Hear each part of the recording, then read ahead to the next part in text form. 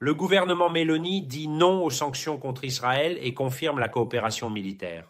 Et aujourd'hui, j'ai honte à cause de cette nouvelle que je suis en train de lire, que nous avons d'ailleurs publiée sur l'Indépendante, parce que je ne pense pas que beaucoup de journaux italiens publient ce genre d'informations, mais c'est une nouvelle confirmée. J'en ai la nausée, je vous le jure, j'ai un haut le cœur face à ce genre de nouvelles. Et moi, je vous le jure, ce que je trouve le plus incompréhensible, c'est comment il est possible qu'en dépit de ses choix criminels, honteux sous tous les points de vue, Meloni ait encore un soutien populaire aussi élevé, parce que dans les sondages, c'est vrai que les sondages ne sont pas toujours précis, etc., mais souvent, ils nous donnent tout de même une indication générale. Alors que l'Union européenne, au milieu de fortes tensions et avec d'immenses retards, tente de passer des paroles aux actes pour arrêter le carnage à Gaza, le gouvernement italien continue d'adopter une position de plus en plus hypocrite et isolée face au génocide en cours. En parole, Antonio Tajani appelle au cessez-le-feu, exprime son indignation pour les civils tués. Mon Dieu, ce genre de choses me rend fou. Il condamne l'expulsion des Palestiniens de Gaza, mais en réalité, rien ne change. L'Italie fait partie des très rares pays européens, avec la Hongrie, à n'avoir jamais pris de mesures concrètes de rupture contre le gouvernement Netanyahou.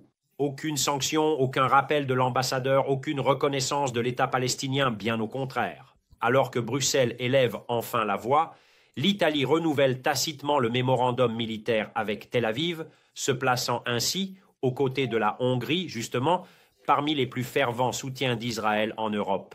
Les amis, je ne sais pas, je ne comprends pas comment on peut vivre avec une telle incohérence, hypocrisie, fausseté de leur part, et je n'arrive pas à comprendre comment certains d'entre vous peuvent encore soutenir un tel gouvernement et une telle force politique qui est objectivement et à tous égards complice d'un massacre, d'une boucherie, d'un génocide, d'un véritable holocauste.